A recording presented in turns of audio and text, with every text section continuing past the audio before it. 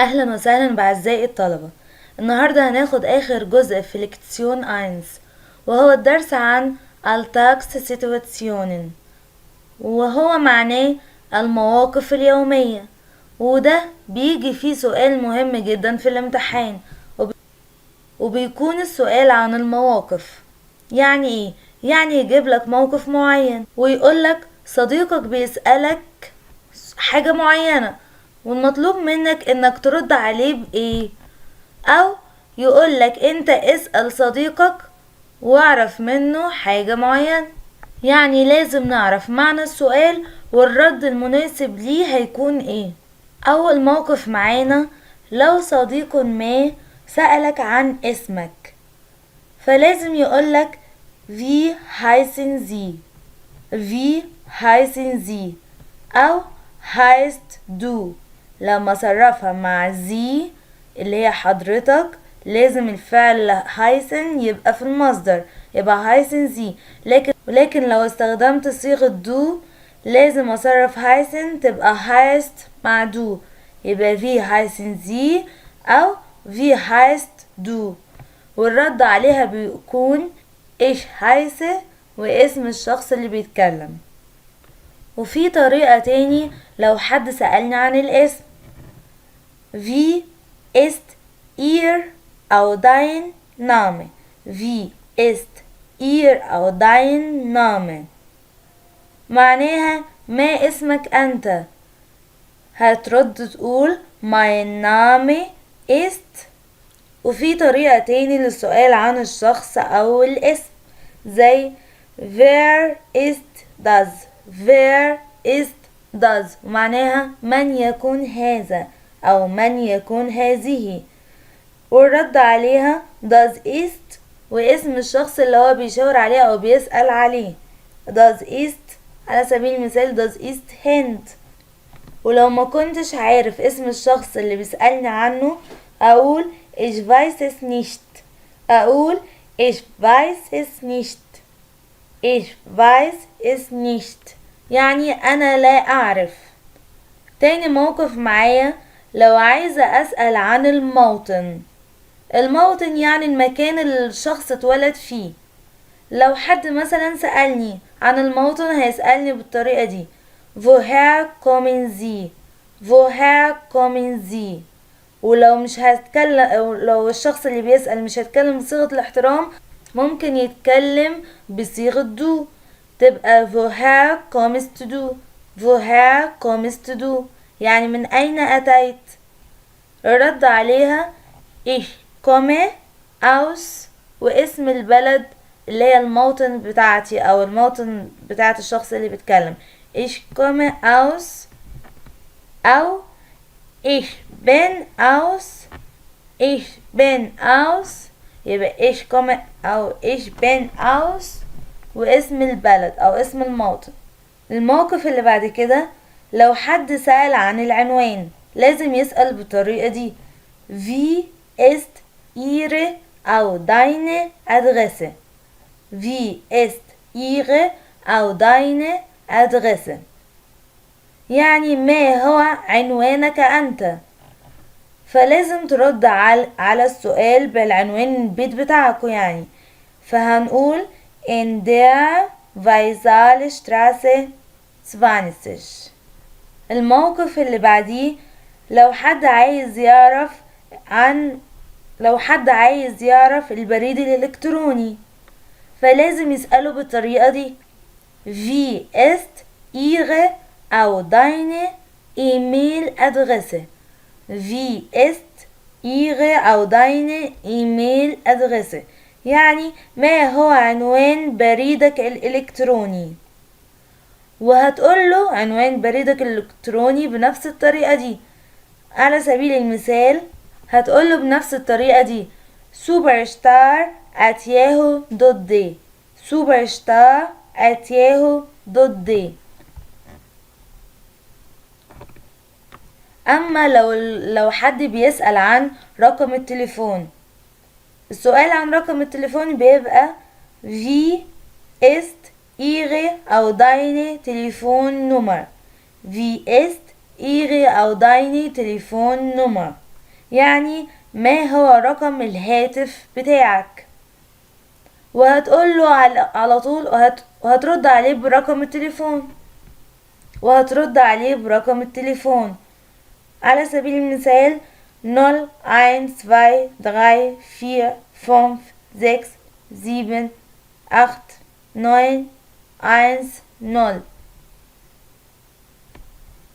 وللسؤال عن رقم المنزل Wie ist Ihre أو deine Hausnummer. Wie ist Ihre أو deine Hausnummer، ومعناها ما هو رقم المنزل بتاعك، فهترد عليه برقم المنزل على سبيل المثال 6. بعد كده عندي لو حد عايز يتعرف على اللغة بتاعتك، يعني انت بتتحدث بأي لغة، فلازم يقولك was sprechen Sie، أو لو هيتكلم بصيغة دو اللي هي الصيغة الغير رسمية هيقولك was sprichst du، was sprechen Sie أو was sprichst du.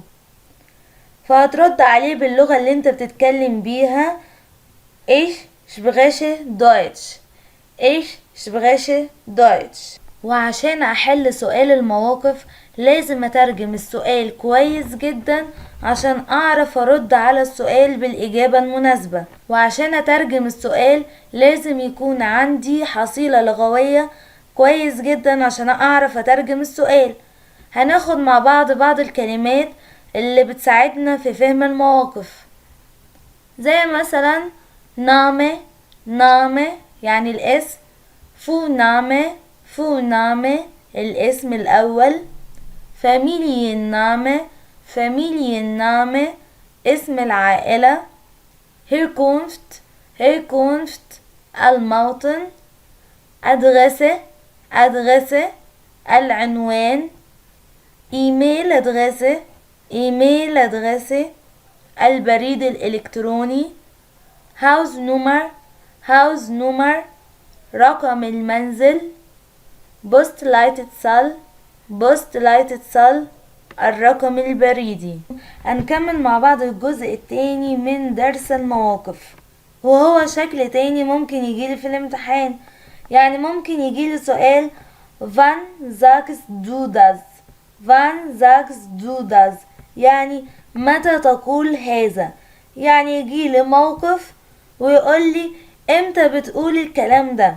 ناخد اول موقف معانا هالو، جوتن تاج، جوتن مورجن. نلاحظ ان الكلام ده تحيات. التحية بتتقال امتى؟ هي دي تحية في الصباح، فلازم ارد واقول ان دي التحية بتتقال في الصباح. يبقى لما يجيلي سؤال ويقولي wann sagst du das، يعني امتى بتقول هالو او جوتن تاج او جوتن مورجن، هرد عليه واقوله am morgen يعني في الصباح. لو حد قال جوتن آبند ومعناها مساء الخير، دي بتتقال am Abend يعني في المساء. بعد كده عندي auf Wiedersehen أو tschüss، ونلاحظ ان auf Wiedersehen معناها الى اللقاء او مع السلامة، وتشوس معناها باي باي. يبقى الكلام ده بيتقال عند الوداع. معناها beim Abschied. انما لو سمعت حد بيقول بعد كده عندي vielen Dank ومعناها شكرا جزيلا. لما حد يقول لي تقول vielen Dank، هترد عليه وتقوله عنده الشكر معناها beim Danken. الموقف اللي بعديه Entschuldigung ومعناها معذرة. بس اسمع كلمة معذرة امتى؟ اكيد عند الاعتذار. يبقى عند الاعتذار معناها bei der Entschuldigung.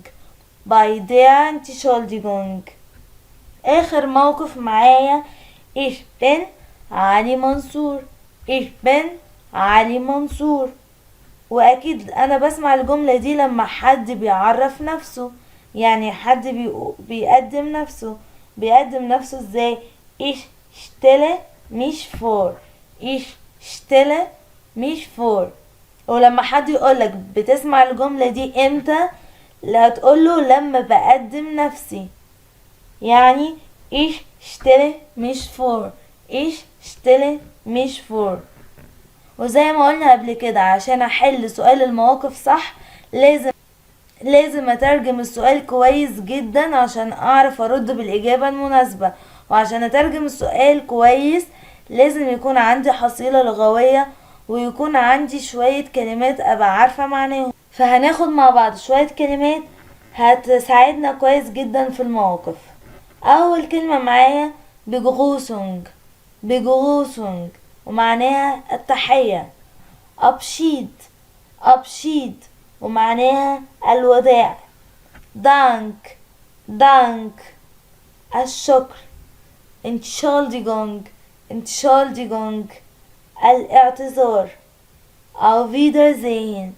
Auf Wiedersehen إلى اللقاء.